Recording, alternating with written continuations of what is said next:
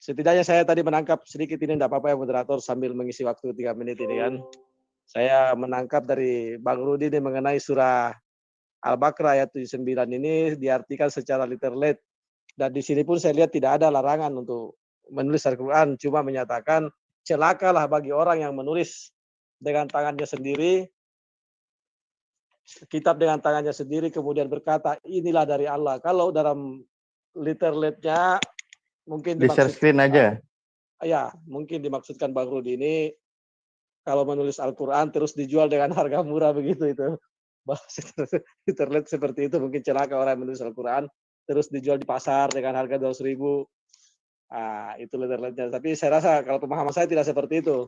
Kalau saya sih pribadi melihat celaka orang yang menulis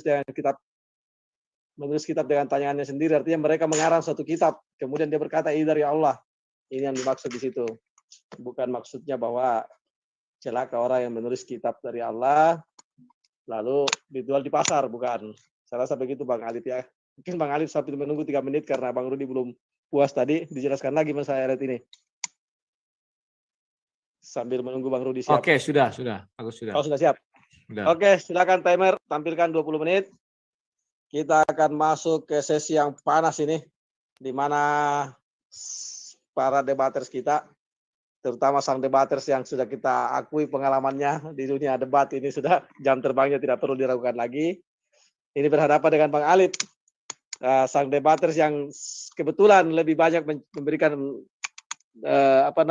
lebih senang menjawab, lebih senang memberikan pencerahan daripada bertanya. Namun di sini kita lihatlah, bukan mencari kebenaran, tapi bukan kemenangan, tapi memberikan kebenaran. Silakan 20 menit untuk Anda berdua saling patah mematahkan argumen. Silakan yang mulai, Bang Alif atau Pak Silakan, Bro Alif. Oke, terima kasih Bang Rudi. Enggak sih tadi mengenai di Al-Baqarah saya sudah tegaskan itu adalah di luar konteks Al-Quran, tapi banyak menceritakan celakalah. Sekarang Bang Rudi sepakat nggak bahwa kitab Torah itu banyak dirubah-rubah? Oke, Torah yang mana dulu? Apakah Torah Allah SWT ataukah Torah di dalam Bible? Kalau Torah di dalam Bible itu tidak ada yang diubah-ubah karena Torah aslinya masih ada. Kalau Torah yang di Al-Quran, saya curiga itu diubah-ubah. Karena mau kemana kita lihat Torah Allah SWT? Bisa dituliskan. Apa Torah Allah SWT? Kita nggak tahu. Jangan disamakan Torah yang di dalam Bible dengan Torah yang Allah SWT. Kalau kamu katakan surah 2 ayat 79 tadi, maka celakalah orang yang menulis kitab. Tidak dikatakan di sana khusus untuk Taurat, Zabur, dan Injil. Nggak ada. Bahasa Arabnya pun nggak ada. Oke, kita share screen aja ya. Tadi. Silakan. Ada yang sebentar saya coba deh. Ini berarti masih tetap poin di Al-Baqarah ya. Kalau saya suruh timer. Bentar. Sebentar. Jualan baju di Bang Alif di sini nih, jualan baju. Aduh, ada iklannya. sorry, lagi ada iklan. Kalau mau redaksi ini, terus tadi saya sih sebenarnya tertarik ya mengenai Waraqah bin Naufal itu. Nanti kita cari hadisnya, saya lupa di bawah nanti Bang Rudi kita buka aja.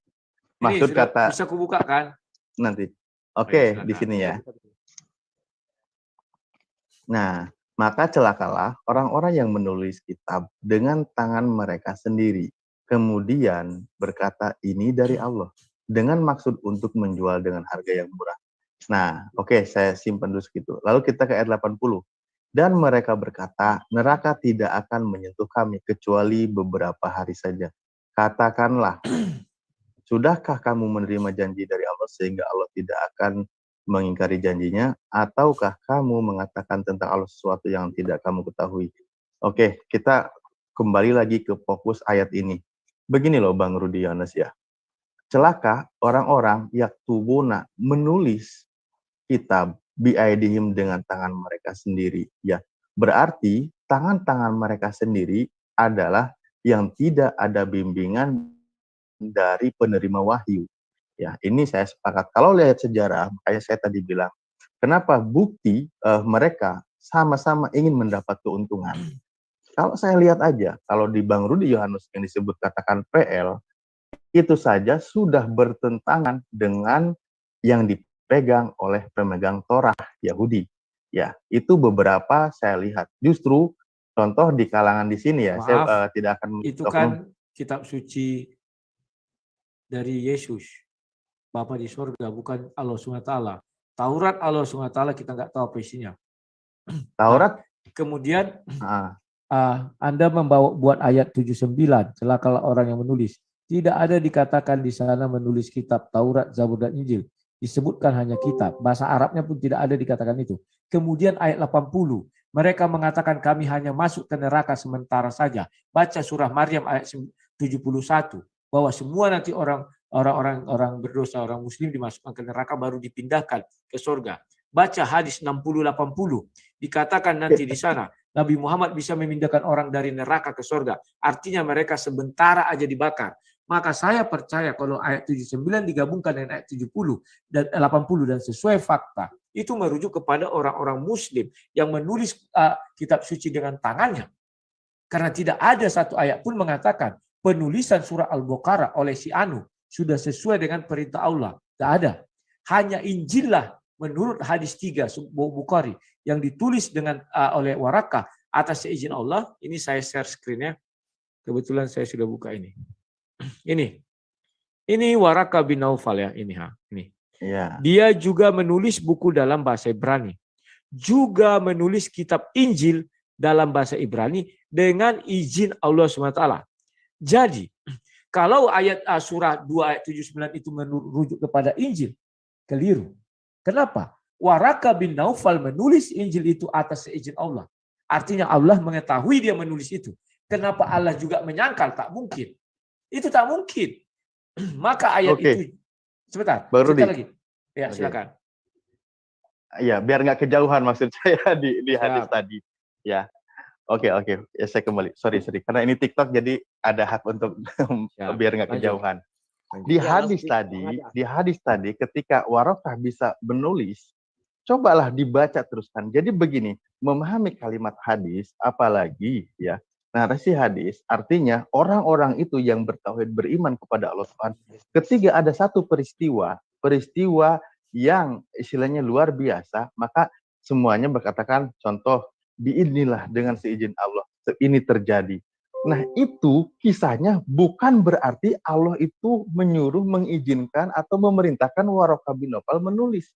Tapi Warakah bin Naufal bisa menuliskan kitab yang di situ ya mereka menulis itu ada peristiwa-peristiwa semacam indikasi kedatangan kenabian Nabi Muhammad, ada kemiripan. Dia mempelajari kitab-kitab terdahulu yang saat ini banyak disembunyikan. Dikatakan atas izin Allah karena apa? Ya, itu kelebihan. Di situ Warakah bin Naufal sudah tua dan di ayat itu, ini salah. saya share screen. Di ayat itu tidak ada dikatakan penulisan itu ketika Warakah sudah tua, tidak. Tetapi Khadijah membawa Nabi Muhammad bertemu Warakah betul ketika sudah tua. Kalau dikatakan ini atas izin Allah sehingga dia bisa menulis, artinya tetap saja bahwa Allah mengizinkan. Nah, sekarang mengenai kenabian Nabi Muhammad, itu dinubuatkan oleh Nabi Isa, surah 61 ayat 6. Siapa yang bisa membuka? Coba dibuka surah 61 ayat 6. Kita tunggu sebentar ya, surah 61 ayat 6. 61 ayat 6. Nah, ayat itu dengan jelas mengatakan bahwa Nabi Isa datang hanya untuk Bani Israel. Maka ketika Nabi Isa berbicara itu di hadapan Bani Israel. Maka Nabi Isa hanya untuk Bani Israel juga membuatkan nubuat bahwa akan ada datang seorang Nabi yang bernama Ahmad. Ahmad ini tentu Bani Israel. Tidak mungkin ujuk-ujuk Ahmad ini bukan Bani Israel. Sebab Nabi Isa datang hanya untuk Bani Israel. Kalimat itu jelas. Hanya untuk Bani Israel. Artinya di luar Israel dia tidak mau. Pada saat itu. Silakan. Langsung patah. Bang Alif, langsung potong. Oke. Kalau mengenai ayat ini, kalau tadi Warakah bin Naufal juga ada keterangannya di situ. Padahal waktu itu Warakah bin Naufal sudah tua dan buta. Ya, itu tertulis ya. Itu salah satu kelebihan yang Allah izinkan peristiwa itu terjadi. Ingat poinnya di situ. mengenai surah yang barusan di share screen. Sorry Bang, masih bisa share screen lagi nggak? Nggak apa-apa kan? Baik, Wa'id qala Isa bin Maryam, ya Bani Israel, ini Rasulullah ilaikum. Nah, inilah yang disebut firman Tuhan, saya bilang. Pertama, Nabi Muhammad menceritakan bahwa Nabi Isa, ya, Nabi Isa itu mengatakan sebagai Rasul Allah untuk kalian. Oke? Nah, ilaik musodiqo lima baina yadai minat Taurat, yang membenarkan kan, yang membenarkan artinya apa? Dia itu mengikuti, meneruskan ajaran Nabi Musa, membenarkan kitab Taurat, bahkan di situ mengikuti ajaran Nabi Musa. Nah, wa mubashirun, memberikan kabar gembira birosulin. Jadi kabar gembira akan ada rasul yang datang setelah dia, namanya Ahmad atau dikenal dengan nama Muhammad.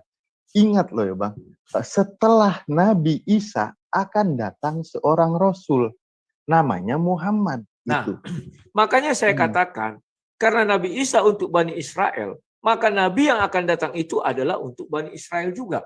Tidak mungkin Betul. Nabi untuk Israel membicarakan Nabi yang bukan untuk Nabi Israel. Nah, Oke. sebentar. Betul, Bang. Kemudian mengenai Waraka, dia buta kan ketika Nabi dibawa kepada Waraka. Bukan ketika dia menuliskan Injil. Tidak. Bacalah hadis itu baik-baik. Memang dibilang dia sudah uzur dan sudah buta.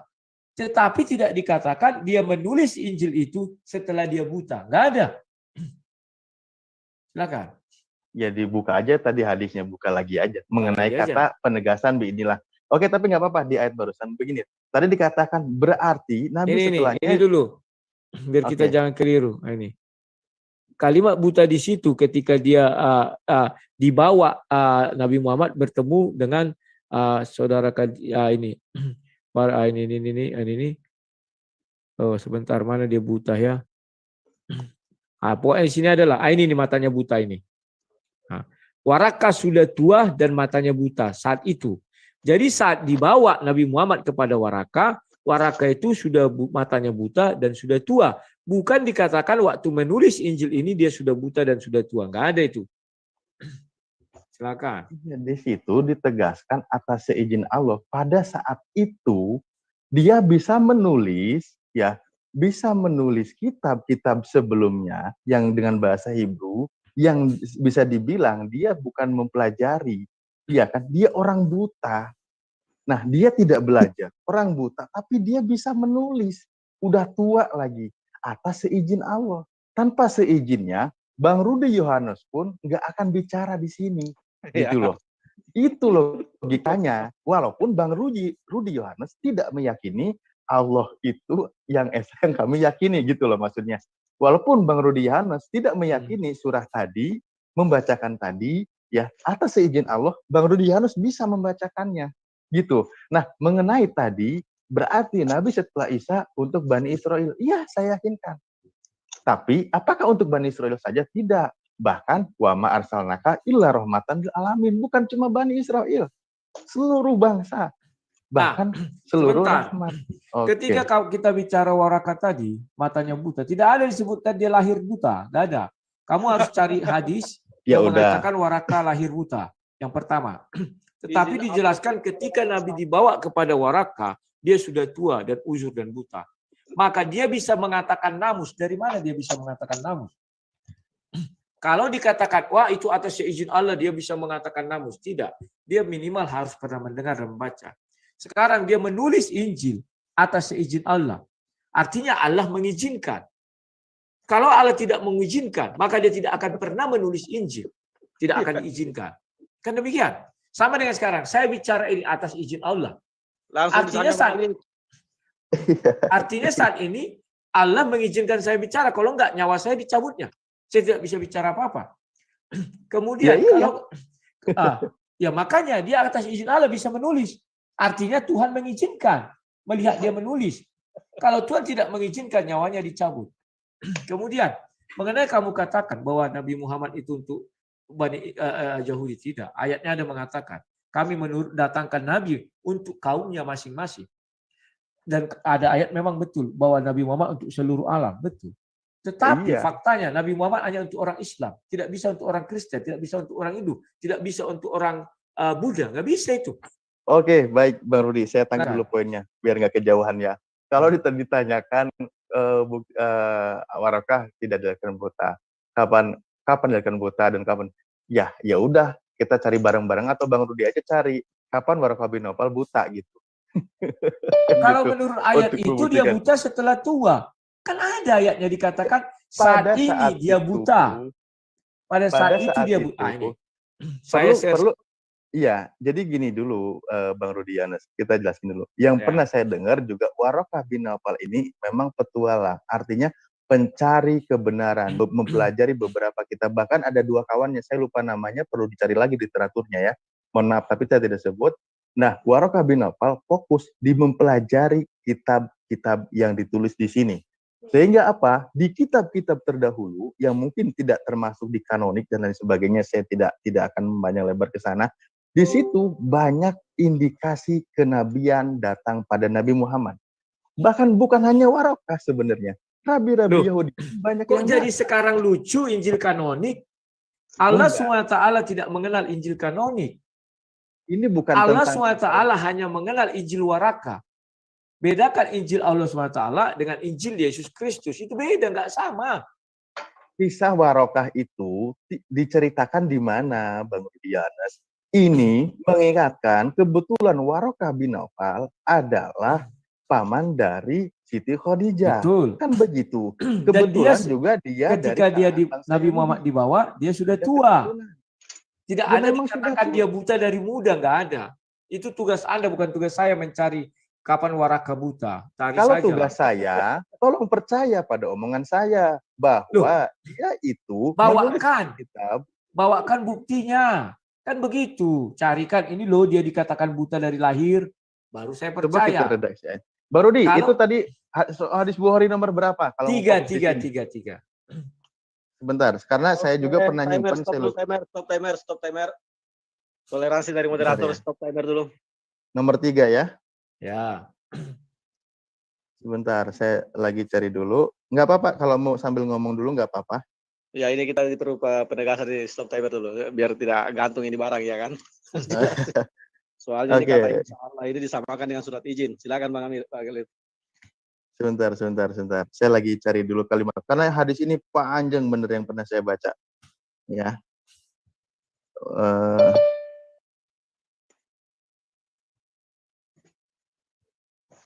Sahih Bukhari apa? Coba saya buka juga. Unal Injil bil Arabiyah, Masya Allah. Oke. Saya sudah ketemu kalimatnya. Tapi ini bisa sambil oret-oret kan enggak ya? Saya share screen ya. Bentar, saya coba biar kita jangan fokus saya berkutat di terjemahan gitu. Aduh, nggak bisa sambil nulis ya. Untuk nunjukin kalimatnya di mana. Wa kana yaktubul kitab Ibronia ya. Dan Warakah bin Naufal yaktubu, ini bisa oret-oret nggak biar saya nggak ditahan bohong. Di settingan mungkin. Nggak bisa ini di settingannya di sini cuma ada share audio sama stop share screen. Oh gitu ya. Jadi kalau mau ditegasin bagian mana? Ya ini mau nandain nggak bisa kecuali saya mau bacain, lihat nanti kalimatnya yang paling atas. Nah ini nih, Karena sorob bil jahiliyah, wakana yaktubul kitab al ibroni di baris kedua, payak tubuh minal injil bil ibroniyah, masya Allah gitu kan. Atas seizin Allah tadi kan kita ayat tuba menulisnya gitu loh, bukan masalah peristiwa ketika datangnya, bukan, memang demikian. Betul, menulisnya kan seizin Allah. Apa yang salah? Karena apa? Wakana soikon kabiron gitu. Saat itu dia itu sudah kakek-kakek. Nah, tetapi penulisan Injilnya itu bukan ketika kakek-kakek, nggak ada keterangan di situ. Ketika dia kakek-kakek itu saat Nabi dibawa bertemu, dia sudah uzur katanya. Bukan penulisannya dia sudah uzur, tidak. Kalau enggak, makanya yang saya pahami narasi ayat ini begini. Pertanyaan saya, kapan Warakah bin Naufal mempelajari bahasa Hebrew dan bahasa di sini apa? Penulisan bahasa Arab dan bahasa Ibrani. Saya tidak tahu, makanya saya yakini itu atas izin Allah. Makanya dia bisa menerjemahkan ke dalam bahasa Ibrani. Itu hebatnya. Ya, hebatnya itu karena dia waktu itu wakana seon kabiro kod amia gitu. Dia itu wakana dan pada saat itu dia seon kabiro sudah tua istilahnya. Bahasanya apa ya? Sudah ujur. Di Dan kalimat itu, buta. Pak, tidak ada dijelaskan dia menulis setelah ujur. Tetapi di bawah, Nabi bertemu dengan dia setelah dia buta matanya dan uzur. Bukan menulis Injil, loh, Pak. Baca Ya, saja ayat itu dengan baik. Ya inilah kenapa saya berani menjawab. Karena sudah saya pahami maksudnya tuh begitu gitu loh Bang Rudi Yohanes. Ya. Pada kalimat mana maksudnya seperti itu? Lihat sini ya. Dan dia seorang kakek. Dan dia bukan dibilang dia menulis bahasa Injil dalam bahasa Arab ketika tua. Dan dia seorang kakek yang cukup umur dan buta. Maka Khadijah berkata kepadanya, wahai ya. Halo? Ya, lanjut. Ini dijelaskan, andai kata saya masih muda, ada kalimatnya. Artinya ketika muda, Waraka ini masih bagus. Belum seperti sekarang uzur dan tua. Dan matanya sudah rabun dan buta. Nah, oke. Itu kita anggaplah kesampingan saja. Sekarang, mana perintah penulisan Al-Quran? Contoh, Al-Baqarah. Siapa yang menulisnya? Dan mana perintah menuliskan Al-Baqarah? Ada hak diberi kepada orang itu untuk menuliskan Al-Baqarah ini. Saya ingin tahu. Kalau hak untuk membacakan, itu hanya diberi kepada Nabi Muhammad. Tidak semua orang bisa membacakan itu. Kalau dia sampai membacakan, artinya di dalam hatinya sudah ada Quran. Artinya dia pun Nabi. Hak untuk membacakan Quran itu ada di pada Nabi. Bukalah ayat semuanya. Bacakan. Diperintahkan itu membaca. Sekarang menulis. Yang ini stop dulu ya. Yang Waraka ini stop dulu ya. Udah, silakan. Oke. Enggak, karena saya lagi fokus di sini nyari terjemah tadi masalahnya. Kalau sudah ngebahasnya lain, saya percuma juga ngelanjutin. Bebas, silakan. Oke, udah saya stop dulu. Mengenai, kembali lagi tadi masalah penulisan ini ya. Penulisan Al-Quran ya, Bang Rudi Yohanes ya. Time-nya mana waktunya? Timer, tampilkan timer. Ya. Oke, ini mengenai penulisan Al-Quran ya. Kan tadi dikatakan jelas.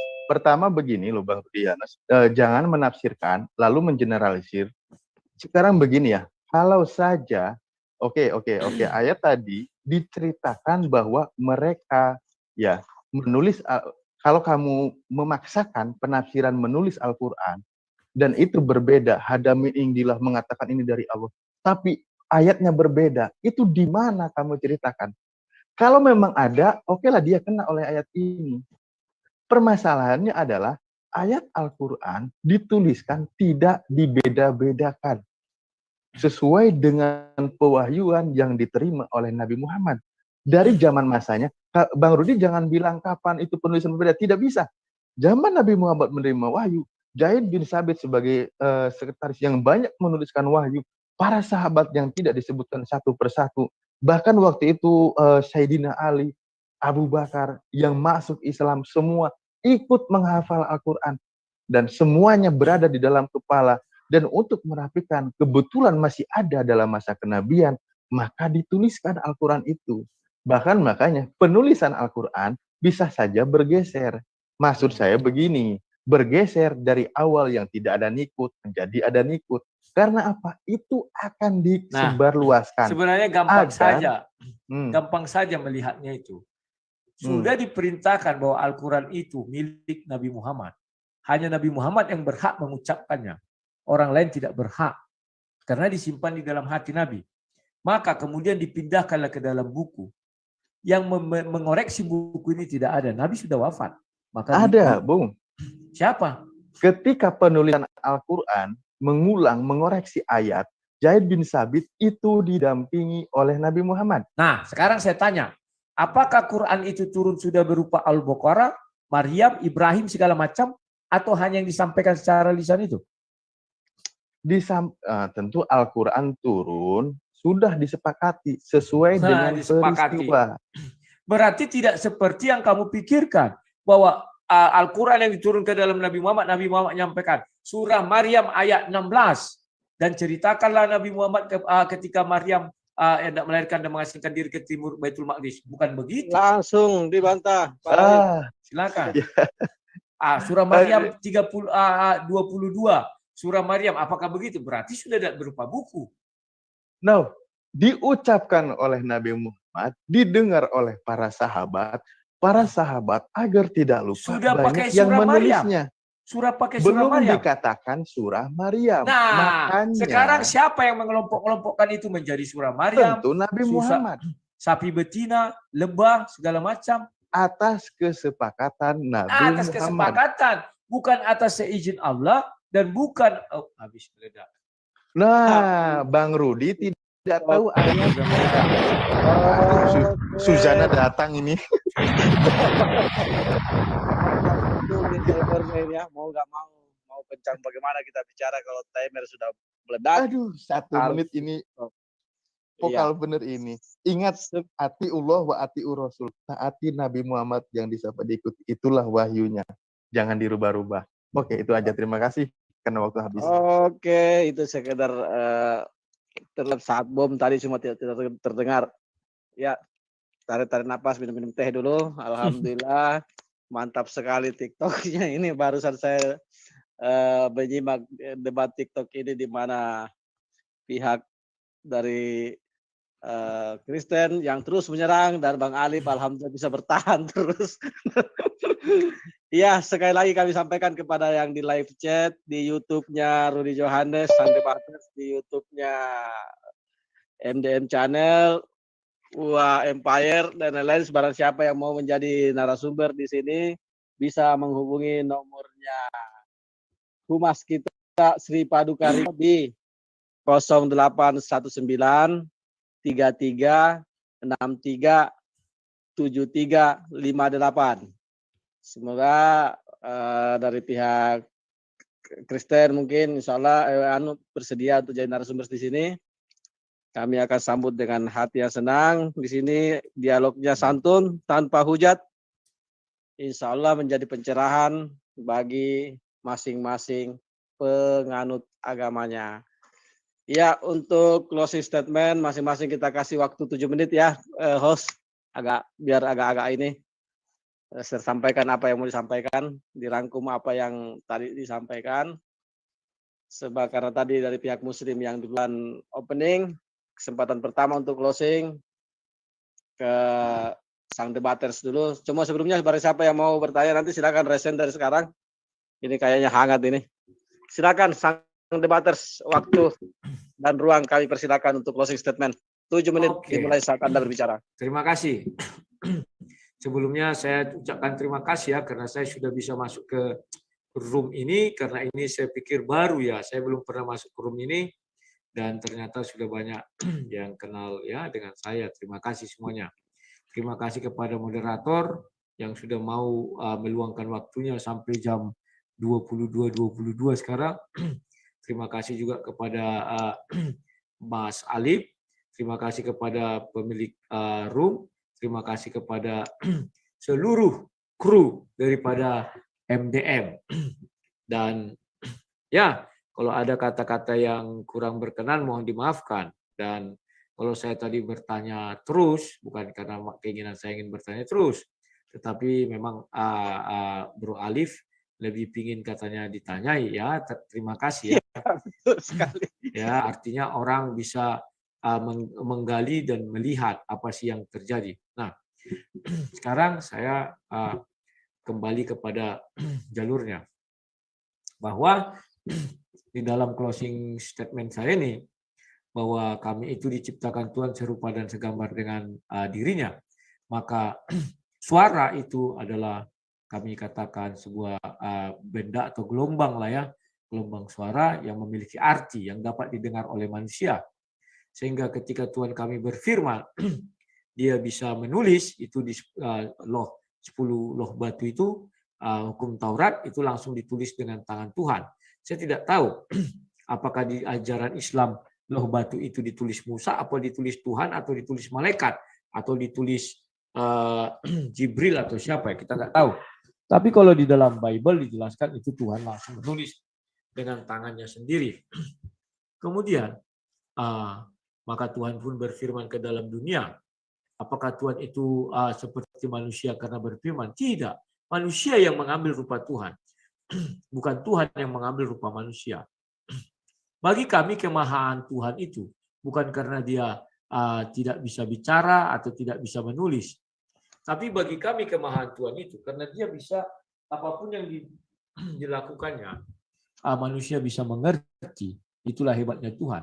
Dalam berbagai bahasa pun ibaratnya orang mengerti apa yang diucapkan Tuhan, ya.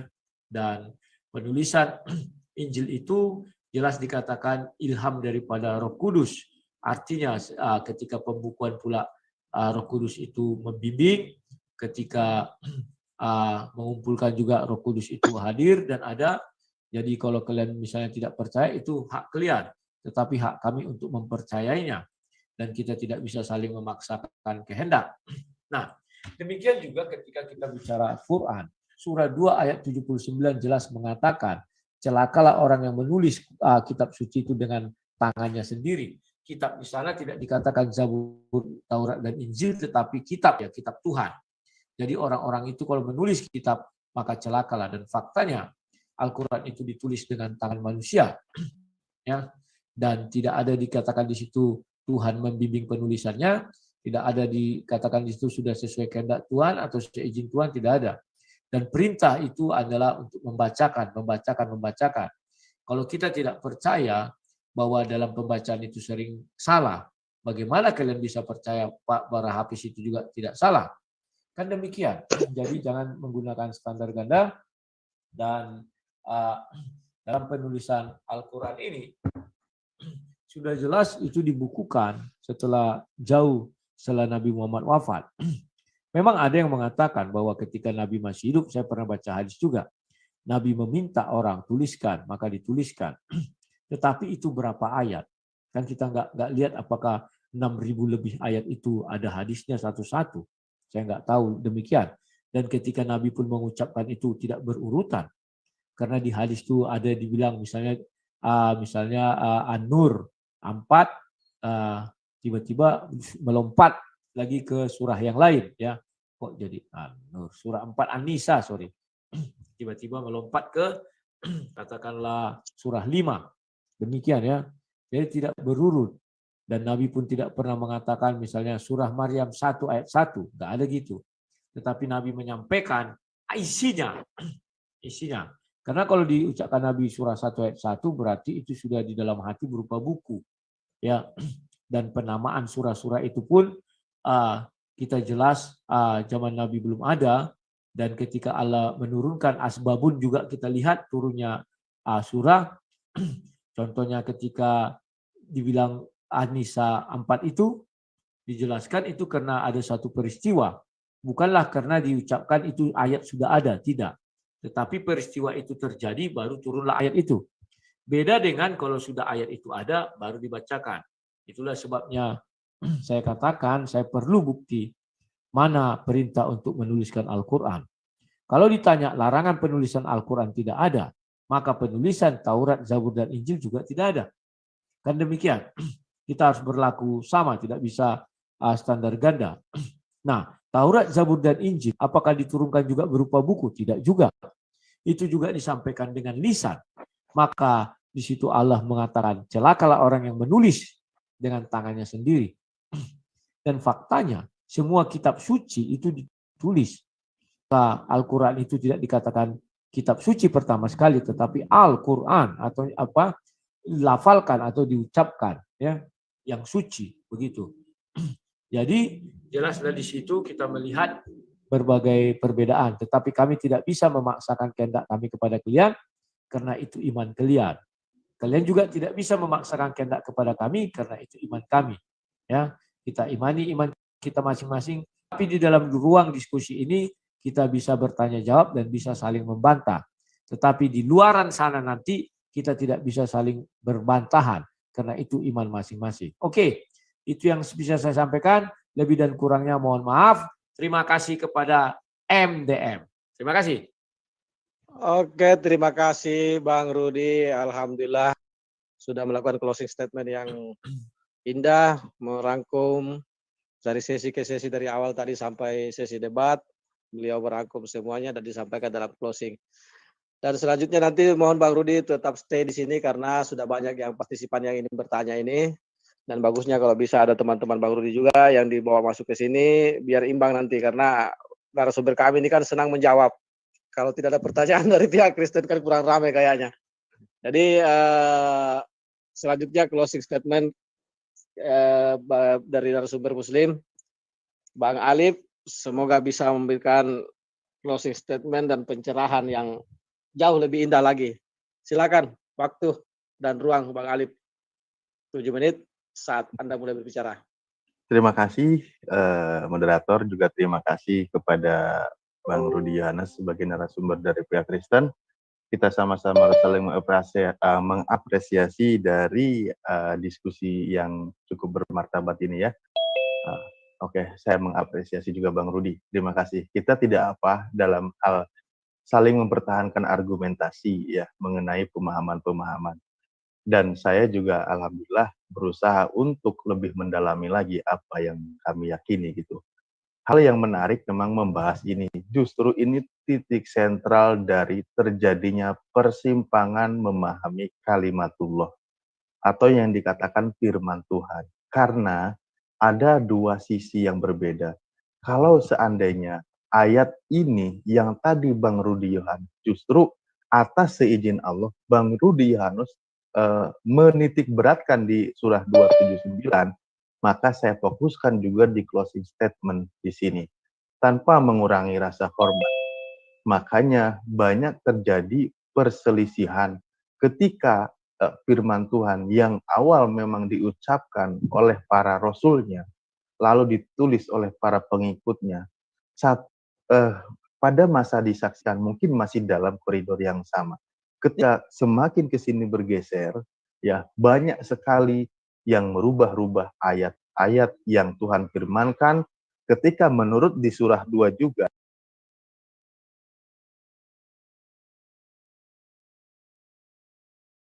di ayat terakhir bahwa lanu farisir, bahwa tidak ada yang berbeda di antara para rasul-rasul Allah, itu ada yang beda. Ketika dia menerima firman dari Tuhan, maka semua adalah mengatakan sembahlah Tuhan yang esa dan lain sebagainya. Ketika pada masa-masa peristiwa itu tentu masih masa bergeser. Bagaimana syariat, tata cara beribadah masih banyak yang berubah.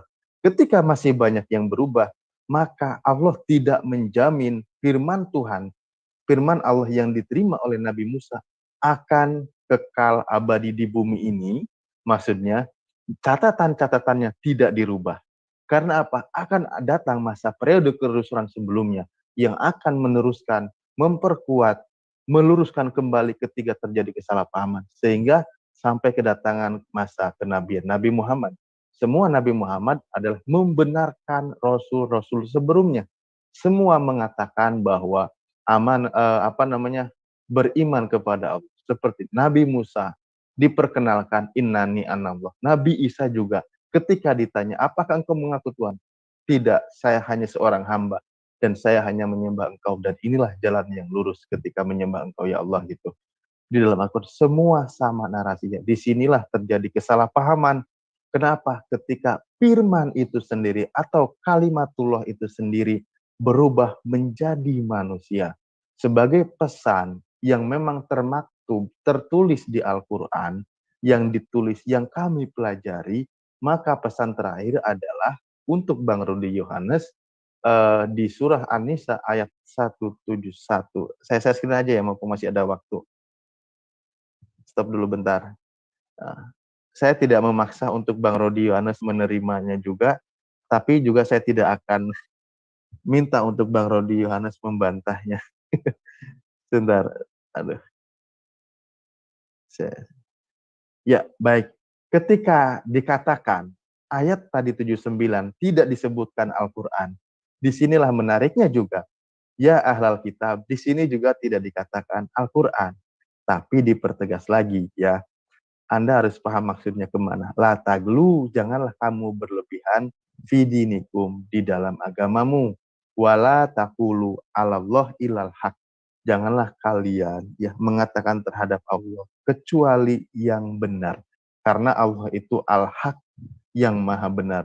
Innamal masihu Isa ibnu Maryam Rasulullah wa kalimatu. Sesungguhnya Nabi Isa putra Maryam adalah seorang utusan Allah dan kalimatuhu, firman Allah.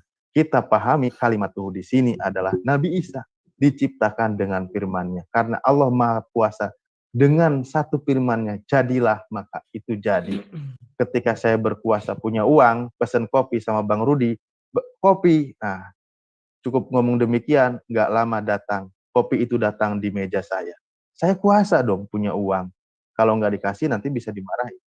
Itu logikanya. Bukan perkataan saya yang berubah menjadi kopi, tapi karena saya punya kuasa, perkataan saya itu memiliki apa sih efek ya, kesaktian lah bahasanya. Menjadi hadirlah kopi itu. Sesimpel itu kita memaknai. Bukan merubah. Disinilah terjadi kesimpangan ya. Al-Quha ila Maryam wa ruh dari Allah. Kalau dikatakan ruh dari Allah, kita semua ruh dari Allah gitu.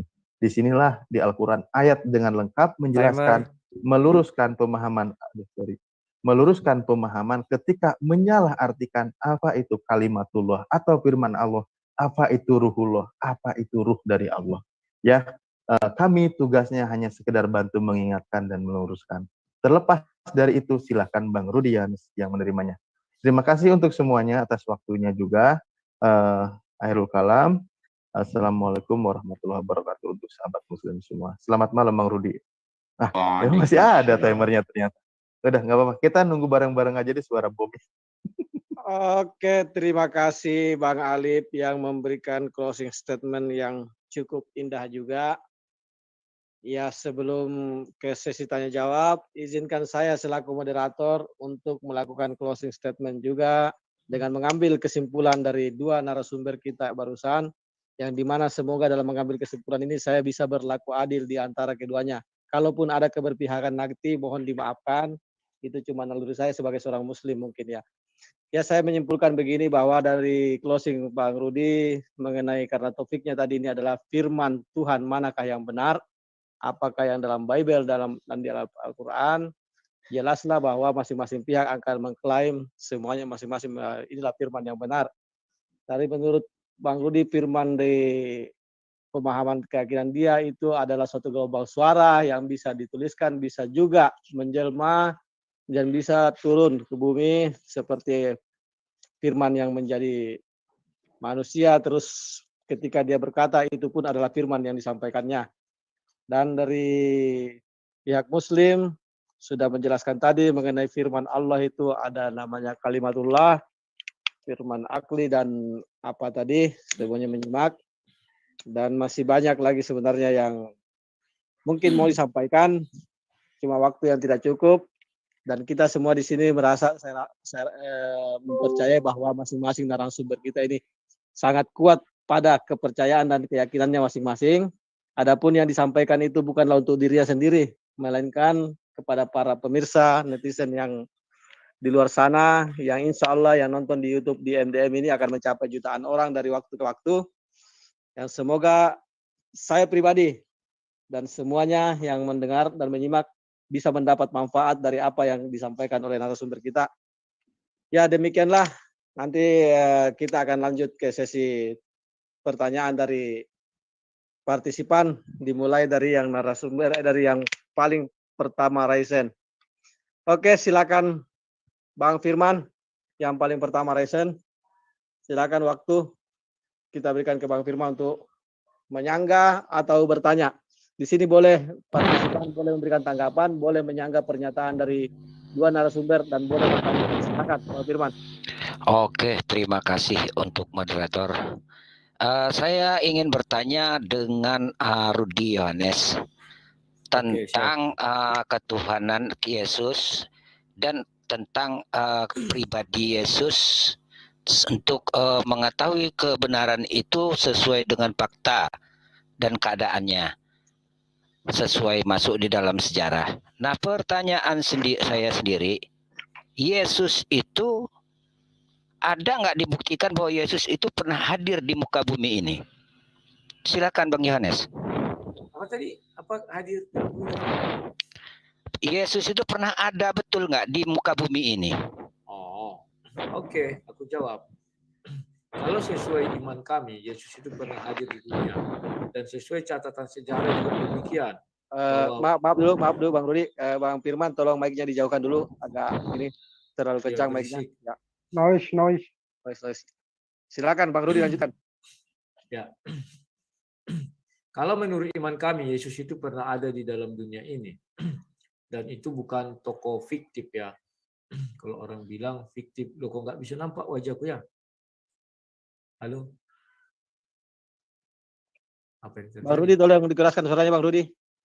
Iya, itu wajahku nggak nampak. Oh kamera, oh, ya. Silakan. Buka kameranya dong. Buka kamera, ini wajahnya nggak nampak. Ini Bang Rudi kalau tidak tampak wajah ini memang dia ini. Lagi make up. Selingan iklan Bang Rudi. Biasanya langsung terbuka dia. Oke lah, lanjut aja, nggak usah tampak juga, nggak apa-apa lah. Nah, kalau di dalam iman kami meyakini Yesus itu adalah tokoh nyata, bukan tokoh fiktif. Kenapa demikian? Karena setelah ajaran Kristen itu ada, maka lahirlah Islam. Dan Islam juga mengatakan Nabi Isa, dan mereka juga mengatakan bahwa itu adalah Yesus. Dari situ aja kelihatan bahwa Yesus itu ada. Mengenai iya atau tidaknya bahwa Nabi Isa adalah Yesus, Yesus adalah Nabi Isa. Kita beriman kepada iman masing-masing. Terima kasih. Pertanyaan saya tadi itu, bukti kebenaran Yesus itu ada di dunia ini, apa yang jadikan rujukan bahwa memang betul dia ada? Adakah peninggalannya? Adakah bekas kuburannya? Atau gimana ceritanya? Coba dibuktikan secara spesifik. Kalau memang dia nggak ada bukti di dunia ini, berarti dia itu tokoh fiktif, begitu. Kalau peninggalan Yesus jelas ada, dan itu sudah sering dipamerkan. Contohnya kain kafannya itu sudah ada ya. Kuburannya juga ada, tempat lahirnya juga ada di Bethlehem itu, di Aqsa itu, di bawah itu. Katanya. Kan diakui juga oleh... Kenapa saya bilang katanya? Karena itu diakui juga sebagai Islam itu adalah tempat Masjid Al-Aqsa itu masjid. Ya. Dan fakta sejarah mengatakan bahwa penyaliban Yesus itu ada. Ya, dan fakta sejarah mengatakan bahwa umat Islam pun ingin mengatakan Nabi Isa adalah Yesus. Kalau Yesus itu tokoh fiktif, maka Isa pun tokoh fiktif.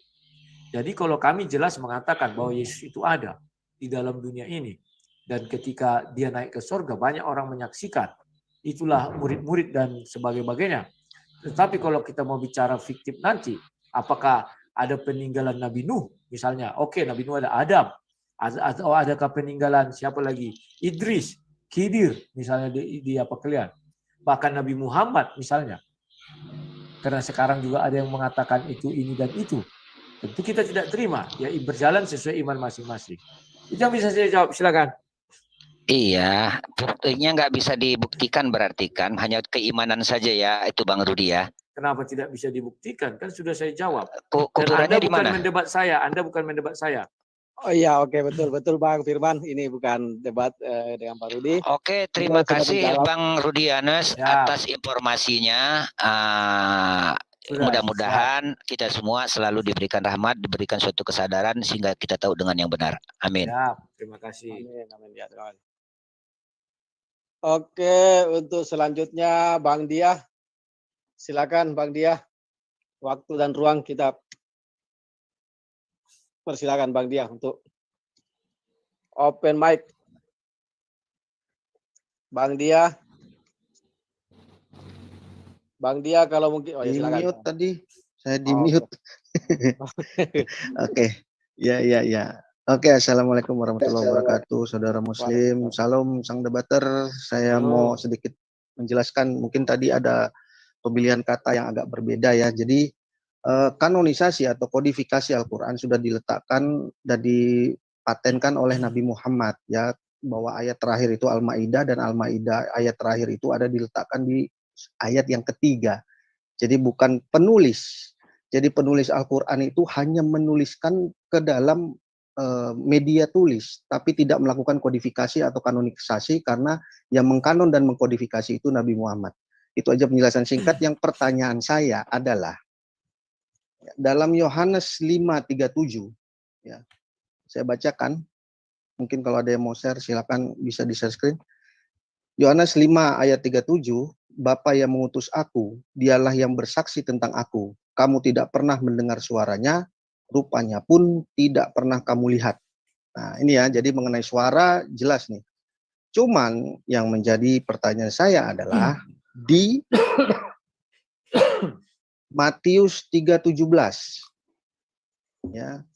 Lalu terdengarlah suara dari surga yang mengatakan, inilah anakku yang kukasihi, kepadanya lah aku berkenan.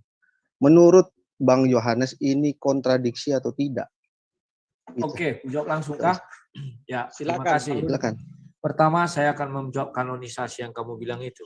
Nabi Bang Muhammad Rudi, mohon maaf Bang Rudi, karena ini bukan sesi debat, tolong dijawab aja langsung, nanti akan berdebat lagi kan, karena ini menyangka pertanyaan aja. Tadi pun beliau cuma menambahkan aja, bukan untuk didebat pernyataannya itu. Dia Betul. minta pertanyaannya dijawab. Silakan Bang Rudi. Oke. Berarti nanti enak sekali mereka kalau bicara asal tentang Bible ya. Tidak, itu bukan Bukan. Bible yang disampaikan, dia cuma Al-Quran Pokoknya yang disampaikan. setiap orang Dia cuma menanggapi menyanggah. sesuatu bisa saya tanggapi dong. Ya, Oke. tadi dia cuma menambahkan atau menyanggah, memberikan penjelasan tambahan. Tidak meminta untuk ini, dan kemudian dia bertanya. Kalau kecuali dia menyinggung kepada Bible, silakan Anda ini. Tadi itu cuma menambahkan aja. Oke. Betul. Saya menjelaskan tentang Al-Quran, moderator. Iya. Silakan. Nah, kita masuk kepada apakah Matius 5 ayat 37 ya? Yohanes Yohanes 5:37. 5 ya. Apakah kontradiksi dengan Matius 4? Itu tidak kontradiksi. Ketika Matius 3:17, sorry. Matius 3:17. ya, sorry, bukan Matius 4. Matius 4 itu pencobaan iblis. Matius 3 dibaptis ya. Matius tidak bertentangan dengan Yohanes 5 ayat 37. Kenapa? Konteks Matius 3 itu orang dibaptis dan orang-orang dibaptis itu di Sungai Yordan. Konteks Yohanes 5 ayat 37 itu bukan di Sungai Yordan. Halo? Ya. Itu bukan di Sungai Yordan. Tetapi Yesus sudah pergi ke daerah lain. Dan orang-orang di situ adalah orang-orang yang tidak pernah mendengar suara Tuhan. Jadi tidak ada yang kontradiksi di situ.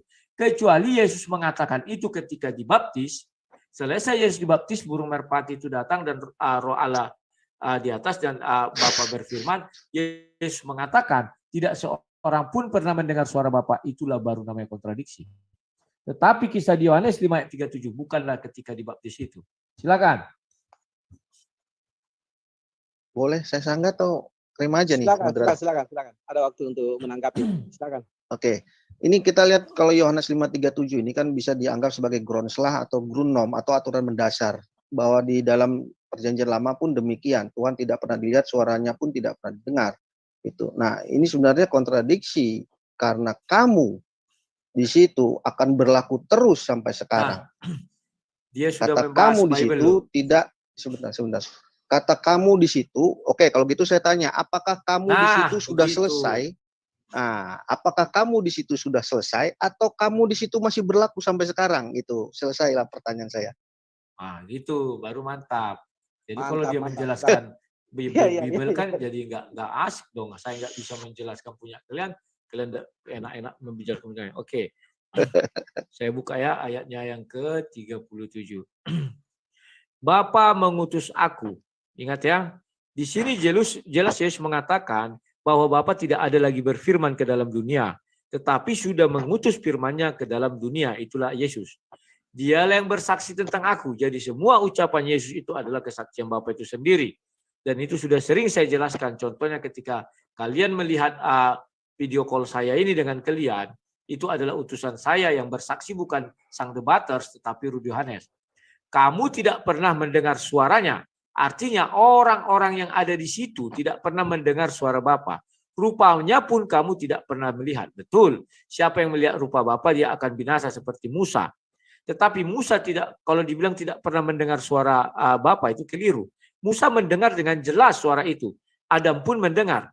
Tetapi ini diucapkan Yesus bukanlah di saat orang dibaptis itu, tetapi sudah lain wilayah. Itu yang bisa saya jelaskan. Silakan. Yerusalem Oke, ini ya. sudah jelaskah? Ya. Atau masih ada yang kurang jelas, ditanyakan aja, bukan berarti menjelaskan tentang Bible ya. kalau ternyata penjelasan dari Bang Rudi belum jelas, di sisi mananya kalau sudah jelas kita pindah.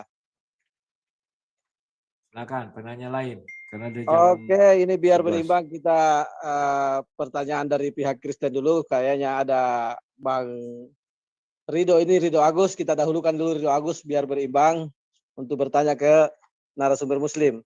Nanti setelah ini karena Izin moderator, tadi saya di mute. Sebenarnya pertanyaan saya, apakah kamu itu terbatas waktu itu? Kan tadi pertanyaan saya itu.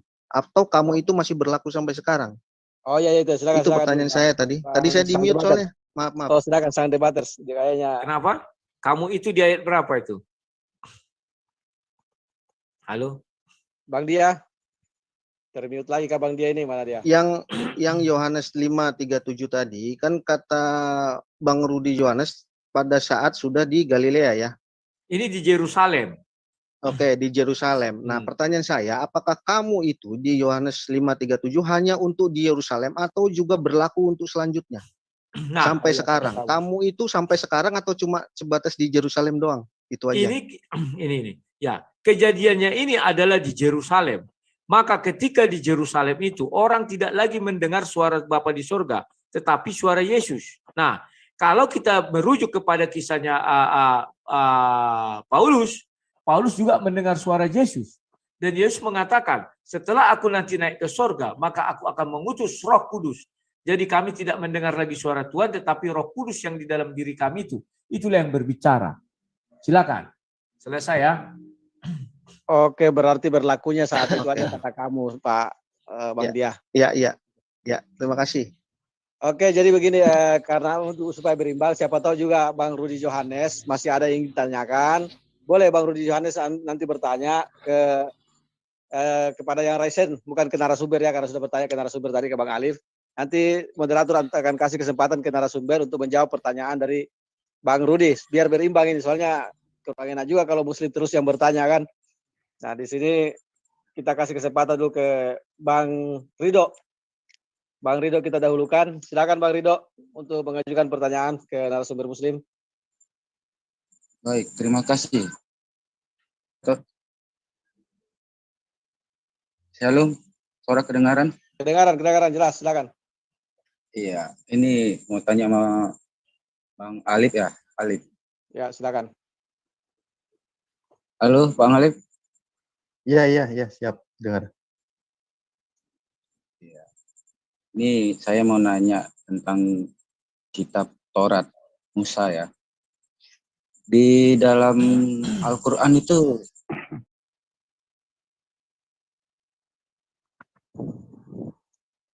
Terus hilang suaranya Bang Rido. iya di dalam Al-Quran itu kitab Taurat itu adakah? Silakan narasumber Alif, Bang Alif, pertanyaannya singkat. Adakah kitab Taurat di dalam Al-Quran? Oke, terima kasih. Kalau kita merunut dulu bahwa Taurat yang kami yakini itu adalah firman dari Allah Subhanahu wa taala, ya. Terus juga kitab-kitab berikutnya dan sampai Al-Quran sama firman dari Allah. Makna terkandung Taurat di Al-Quran itu ada. Al-Quran menceritakan kisah Nabi Musa yang menerima kitab Taurat. Kan begitu poinnya. Kami sebagai umat Islam diperintahkan mengimani bahwa Nabi Musa menerima firman dari Allah yang di situ dikatakan kitab Taurat. Begitu, menjadi pada. Lalu kami hanya tidak diperintahkan untuk menjalankan syariat-syariatnya gitu. Karena Al-Quran sudah sempurna dalam menjalankan syariat. Contoh banyak syariat-syariat artinya tatanan kehidupan yang terkandung aturannya di dalam Al-Quran. Hanya sebatas itu aja yang bisa saya jawab. Terima kasih. Oke, silakan Bang Rido. Kalau belum jelas mungkin maksudnya begini Bang Rido, bahwa tidak Taurat yang dimaksud di sini tidak seperti Taurat yang di dalam Perjanjian Lama secara spesifik seperti itu, menjadi satu kitab dalam Al-Quran. Kalau memang itu yang ditanyakan, silakan Bang Rido. Mungkin apakah sudah jelas atau tidak sesuai dengan pertanyaan? Iya, boleh nanya lagi, Kak? Silakan, tanya aja. Kebetulan narasumber kami ini siap untuk ditanya terus. Ini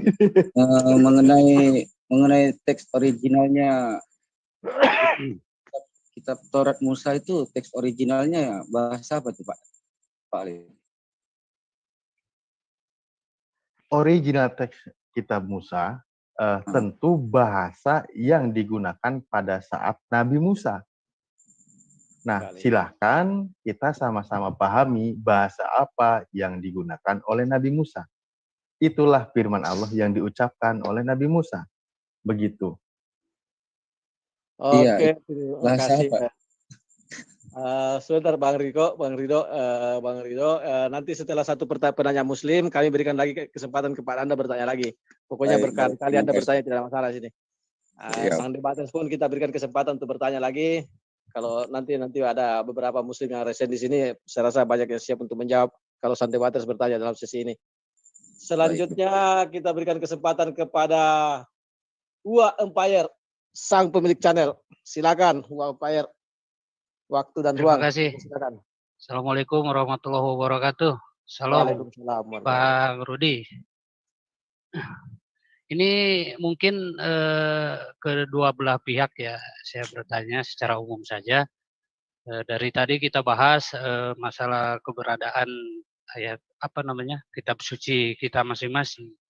Tapi yang lebih penting menurut saya itu eksistensi kitab masing-masing ini seperti apa di kehidupan kita sekarang. Itu mungkin yang lebih penting menurut saya. Nah, tapi ada satu pertanyaan untuk Bang Rudi. Ketika saya juga agak tergelitik juga, Bang, ketika melihat surat ayat Kejadian itu, Kejadian 8 ayat 21. Itu ketika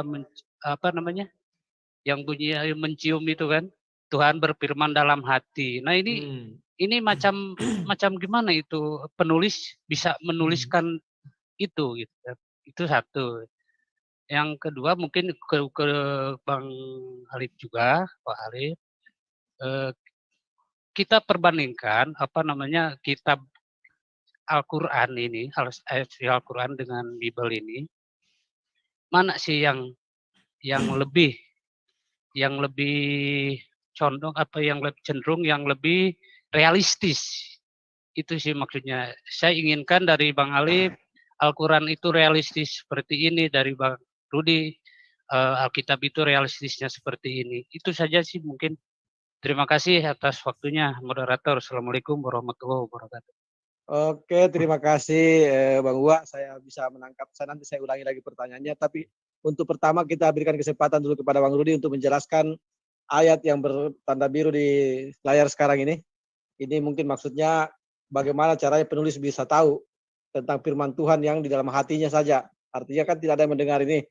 Kok bisa ada dituliskan seperti ini? Mungkin begitu maksudnya. Nanti setelah itu baru dua narasumber akan menjawab, menjelaskan dari mana realistisnya si Bible dan dari mana realistisnya Al-Quran oleh Bang Alif. Silakan Bang Rudi, sang debaters. Oke, terima kasih. Kalau dikatakan, itu kan tadi sebenarnya sudah saya jelaskan di awal. Firman Tuhan itu ada dua, satu yang diucapkan langsung, satu yang di dalam hatinya. Bagaimana kita bisa mengetahui yang dalam hati Tuhan? Kan Tuhan memanggil Musa. Musa dipanggil ke gunung Sinai itu atau ke gunung Horeb. Di sana Tuhan berfirman, menceritakan semua kejadian itu. Maka Tuhan berkata, misalnya ini, waktu itu aku berbicara dalam hatiku, misalnya begitu. Maka Musa menulis, Tuhan berbicara di dalam hatinya. Nah, begitu. Itu enggak hal yang sulit. Ya. Kecuali Musa tidak dipanggil, karena yang menulis kitab Kejadian sampai 5 kitab itu kan Musa. Kecuali misalnya kejadian yang sedang berlangsung, contoh Yesus kan bisa turun ke dunia, maka misalnya Yesus berkata di dalam hatinya, dan itu pun kita harus lihat apakah Yesus itu bercerita kepada muridnya sehingga muridnya menulis, kan bisa saja. Nah, itu yang bisa saya jawab. Silakan. Oke, terima kasih Bang Rudi. Yang kedua pertanyaannya itu bagaimana membuktikan bahwa kitab atau isi Bible itu realistis dan isi Al-Quran itu realistis. Kita kasih kesempatan ke Bang Alif dulu. Karena Bang Alif tadi pertama disebutkan namanya. Silakan Bang Alif, tolong tunjukkan suatu bukti bahwa isi Al-Quran itu realistis. Oke, terima kasih. Bukti isi Al-Quran realistis tentu ya kami bisa yakini dan itu tentu dibuktikan ya. Berapa kali juga dalam ranah diskusi, ya, informasi yang disampaikan, Al-Quran seolah lebih tahu bahwa apa yang disampaikan pada waktu zaman penerimaan wahyu itu mungkin seperti hal yang sifatnya belum bisa dibuktikan. Nah, ketika zaman berkembang dan penemuan teknologi dan lain sebagainya, itu menceritakan seolah-olah bahwa Al-Quran sudah tahu, artinya itu bagian dari realistis dan bukti mukjizat kebenaran Al-Quran. Makanya contoh ketika dalam Al-Quran saya bilang yang ayatnya, aduh saya lupa ya karena ini dadakan, artinya begini, bahwa Allah menurunkan besi dari atas, itu anzalna kalimatnya. Itu membuktikan bahwa fakta membuktikan bahwa besi, ya, kalau saya lihat di surat Al-Hadid ya, ayat 25, laqad arsalna rusulana bil bayyinati wa anzalna ma'ahumul kitab wal mizan liyakuman nas bil qisti wa anzalnal hadid fihil ba'su syadid gitu. Nah, Allah yang menurunkan besi. Jadi bukan Allah yang keluarkan besi, kan kalimatnya demikian. Sejarah fakta juga membuktikan dari beberapa literatur, artinya bukti bahwa besi itu memang turun, baik itu dari planet mana atau artinya bukan berasal dari bumi, ya itu tidak perlu saya perpanjang lagi. Lalu mengenai bukti keotentikan Al-Quran, contoh bagaimana narasi Al-Quran bahwa menceritakan proses juga penciptaan alam semesta itu yang tidak bisa dibantah, kan demikian. Kalau saya lihat, mohon maaf kan, anggaplah tidak dikorup ketika melihat di kitab Kejadian, ya. Saya tidak menyalahkan sepenuhnya karena saya tidak tahu, barangkali di situ memang masih ada firman Allah gitu yang diterjemahkan ketika menceritakan kejadian penciptaan alam semesta yang di situ tidak selengkap diceritakan seperti Al-Quran. Oke lah, pada masanya waktu itu mungkin peristiwa sebelum Masehi pada zaman batu ke belakang tidak perlu membahas lebih dalam, kan gitu, karena masanya memang demikian, tidak bisa juga dibuktikan bagaimana teori-teori dan lain sebagainya. Lalu Al-Quran menceritakan lebih detail bagaimana proses sehingga tidak bertentangan dengan hukum alam atau hukum sains yang diceritakan, seperti ketika Al-Quran menceritakan pada awalnya bumi, awalnya satu padu dan lain sebagainya. Nah, itu salah satu bagian dari membuktikan keotentikan atau kebenaran Al-Quran gitu, yang tidak diragukan. Banyak ayat-ayat lain di antara contoh-contoh ya. Saya mungkin itu dulu contohnya. Oke, terima kasih Bang Alif sudah memberikan sedikitnya informasi yang menegaskan bahwa informasi yang terdapat dalam Al-Quran itu sangat realistis. Saya tambahkan sedikit bahwa ada dalam Al-Quran itu yang menyatakan tentang api, demi api yang menyala di dasar lautan. Nah, di zaman itu mungkin tidak bisa dibuktikan dan belakangan ini ternyata memang ada api yang menyala-nyala di dalam dasar lautan dan ada sungai yang mengalir di dasar lautan. Itu dibuktikan di abad ke belakang ini. Salah satu contoh akan realistisnya informasi dalam Al-Quran. Silakan Bang Rudi untuk memberikan contoh realistisnya informasi yang ada dalam Alkitab. Oke, terima kasih.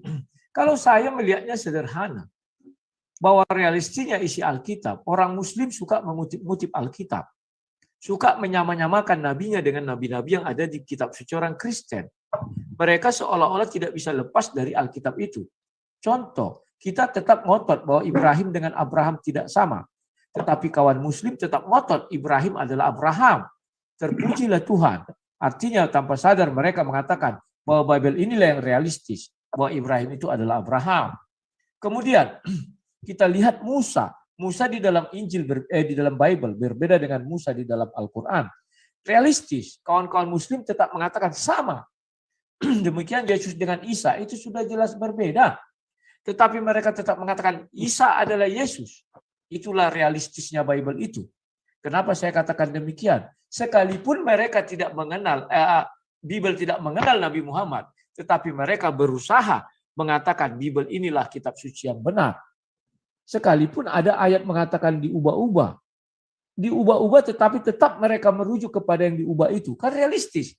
Artinya tidak mungkin yang datang belakangan ini meniadakan yang datang duluan. Tidak berani dia. Artinya bahwa Bible ini dibutuhkan oleh Muslim. bahwa Bible ini dibutuhkan oleh Al-Quran untuk membuktikan kebenaran Al-Quran itu sendiri. Sementara Bible tidak pernah membutuhkan Al-Quran untuk membuktikan kebenaran di dalam Bible. Itu aja bedanya, realistis. Oke, itu yang bisa saya katakan. Terima kasih. Oke, Bang Ua Empire, apakah mau disanggah? Apakah sudah mendapatkan informasi yang realistis menurut penyampaian dari dua narasumber? Mungkin Ya, ada. kalau dari versi Muslim ya kita tahu bersama ya banyak yang sudah terbuktikan ya dengan berjalannya waktu. Tapi dari Bang Rudi tadi hanya sekilas itu dalam tataran apa ya, perbandingan untuk pernyataan-pernyataan saja. Tidak kita rasakan pembuktiannya dalam kehidupan kita sekarang ini, itu maksud saya itu. Kalau hanya sebatas sejarah itu seperti itu, pengklaiman seperti itu ya bisa saja. Cuman adakah satu ayat ataupun satu apa ya kita ini Bible ini berkata benar dari awal sampai akhir, tidak ada kontradiksi, tidak ada apa namanya yang samar, tidak ada yang Oke, diperdebatkan gitu. pertanyaannya Bang Ua, pertanyaannya adakah ayat atau gimana? Tolong pertanyaannya saja. Ya, iya seperti itu. Ya seperti di Al-Quran tadi kan pembuktian itu banyak, cuman disampaikan salah satu saja, beberapa hal saja. Oke, Bang Ua. Jadi maksudnya sang debaters, Bang Ua ini minta mungkin ada ayat dalam Alkitab yang merujuk pada kehidupan sekarang yang memang berkesesuaian. Tidak perlu Bang Rudi menanggapi apa yang disanggah tadi karena bukan sesi debat. Silakan aja di ini kan. Oke, terima kasih. Apa yang saya paparkan itu sudah realistis. Kalau kamu minta ayat, saya buka 1 Tesalonika 4 ayat 1. Bahwa di hari-hari kemudian akan ada orang murtad mengikut ajaran roh-roh penyesat dan ajaran setan-setan. Sampai detik ini, semua orang yang meninggalkan Yesus kelihatan mengikuti ajaran roh-roh penyesat dan ajaran setan-setan. Buktinya apa? Contoh, Yahya Waloni. Contoh, Julius HMC. Yang dulunya ketika mereka di Kristen tidak pernah menghina agama lain. Setelah mereka meninggalkan Yesus, dia menghina-hina agama Kristen. Oke, Bang Rudi, saya rasa itu terbukti sampai sekarang. Sampaikan di sini Ya, itu. terima Mohon maaf, kasih. itu kurang tepat. Oke, saya rasa Bang Ua cukup begitu aja. Iya, Karena iya, beberapa cukup. narasumber. Ya. Silakan selanjutnya Bang Amirli. Setelah Bang Amirli, kita berikan kesempatan ke pihak Kristen lagi untuk bertanya, entah itu sang debater sendiri atau si Bang Rido tadi mau melanjutkan. Silakan Bang Amirli. Oke, terima kasih. Assalamualaikum warahmatullahi wabarakatuh. Salam sejahtera bagi kita semua. Waalaikumsalam warahmatullahi. Bang Yohanes, saya mau menanyakan kalau terkait dengan apa dalam Bible itu adalah merupakan firman Tuhan yang diilhamkan kepada para penulis bahkan itu. Tapi di sini ada beberapa yang mungkin saya pertanyakan dalam hal ini, yaitu terkait dengan saat Yesus mengajarkan kepada murid-muridnya membaca kitab itu, kitab apa yang dibacakan Yesus kepada murid-muridnya. Dan yang selanjutnya terkait dengan ada beberapa Injil yang dikanonisasi dan yang enggak dikanonisasi. Apakah yang menulis Injil atau menulis Injil termasuk Markus, Matius, Lukas, Yohanes ini merupakan Injil yang Markus, Matius, Lukas dan Yohanes ini saja yang mendapatkan Roh Kudus. Yang lainnya seperti Andreas, Apilepes, Bartisanes, Barnabas, Bartolomeus, Barsilides dan lain sampai terakhir itu saya baca itu Injil Thomas tentang masa kecilnya Yesus. Apakah itu mereka-mereka ini bukan merupakan mendapatkan ilham dari Tuhan, sedangkan mereka juga pernah hidup sama-sama Yesus, sebagaimana Injil Maria. Kenapa yang dipilih hanya Injil Markus, Matius, Lukas, dan Yohanes? Nah, apakah yang lain-lainnya itu bukan merupakan pencatat atau penulis Injil yang dekat dengan Yesus itu sendiri? Sedangkan Markus sendiri bukan pada zamannya Yesus. Sedangkan yang Maria itu bahkan sudah dekat sekali dengan Yesus. Tapi kenapa nggak diakui sebagai kitab yang dianggap suci atau kitab suci atau firman Tuhan? Nah, yang saya tanyakan di sini, apakah mereka-mereka ini tidak diakui dikanonisasi karena dia tidak mendapatkan Roh Kudus atau bimbingan Roh Kudus, atau memang menurut menurut saya paham pertanyaannya, tidak usah berputar-putar itu aja. Ya, jangan lama yang karena itu. sudah jam Satunya 11. tadi saat Yesus mengajarkan kepada murid membaca apakah Yesus itu. Itu aja. Oke, sang debaters, pertanyaan pertama tadi, ketika Yesus mengajar, apakah dia membaca kitab atau tidak secara lisan? Kalau memangnya membaca kitab, kitab apa yang dibaca? Itu yang pertama dulu. Yang kedua, saya rasa debater sudah paham sendiri jawabannya. Silakan. Oke, terima kasih. Bahwa Yesus itu adalah firman Allah, maka yang jadi manusia, apa yang diucapkan Yesus itu adalah kitab-kitab terdahulu. Tetapi dia tidak membawa kitab dan baca-bacakan, tidak. Semua yang diucapkannya itu berasal dari kitab-kitab terdahulu. Baru pertanyaan yang kedua, maaf, apa tadi dibilangnya? Karena panjang kali mutar situ. Terkait dengan ini, Injil-Injil yang dikanonisasi dan enggak dikanonisasi. Oke. Saya jawab. Mengenai Injil-Injil yang dikanonisasi dan tidak dikanonisasi, itu berpulang kepada iman masing-masing. Kenapa saya katakan berpulang kepada iman masing-masing? Kalau kami jelas dikatakan bahwa di situ penulisan Injil itu diilhami oleh Roh Kudus. Apakah Andreas dan segala macamnya tidak diilhami Roh Kudus? Bukan tidak diilhami Roh Kudus, mungkin penemuan kitabnya itu. Kan kitab ini tidak sekaligus ditemukan, tetapi ditemukan. Bahkan saya percaya di tahun 3000 nanti, kalau ada tahun 3000, teknologi makin canggih, ditemukan lagi kitab-kitab yang lain. Kan demikian. Nah, kalau dikatakan bahwa apakah ada perbedaan? Ya, tetap ada perbedaan. Tidak ada kitab suci itu yang tidak ada perbedaan. Contoh, tetapi kalau dia berbeda, kita tidak mengakui. Saksi Jehovah dengan Kristen misalnya. Saksi Jehovah itu mengaku Kristen, tapi Kristen tidak mengaku saksi Jehovah. Begitu. Contoh, Islam dengan Ahmadiyah.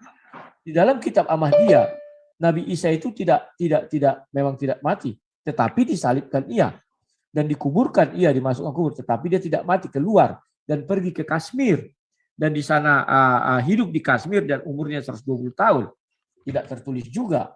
Nah, kalau kami yang sudah manusia ini kan ada namanya seperti dibilang si Alif tadi, kesepakatan ini. Oke, ini kita sudah kanon, kita sepakat.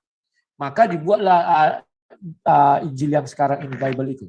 Kalau Islam dibakar yang aslinya, itulah kesepakatannya. Sehingga Al-Quran yang sekarang yang ada inilah dia. Kita tidak tahu yang aslinya bagaimana, karena sudah dibakar. Oke, Bang Terima kasih. Rudi, kalau dikatakan dibakar yang aslinya tidak usah diperpanjang dulu ke situ. Kita tidak usah berdebat ke arah situ lagi. Silakan Bang Amir, apakah sudah jelas jawabannya atau masih kurang lengkap? Kurang lengkap sih menurut saya, karena gini. Sebentar. Izin dulu, ini kan sudah jam 11. Kalau bisa dua kali aja seorang, nggak usah diulang-ulang. Nanti sampai pagi, karena kita jaga kesehatan juga. Aku hampir tak interupsi itu.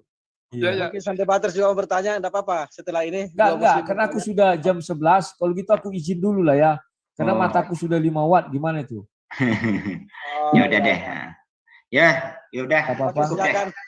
Nanti kan yang lain yang aku izin dulu ya kawan-kawannya. Maaf tadi aku telat datang.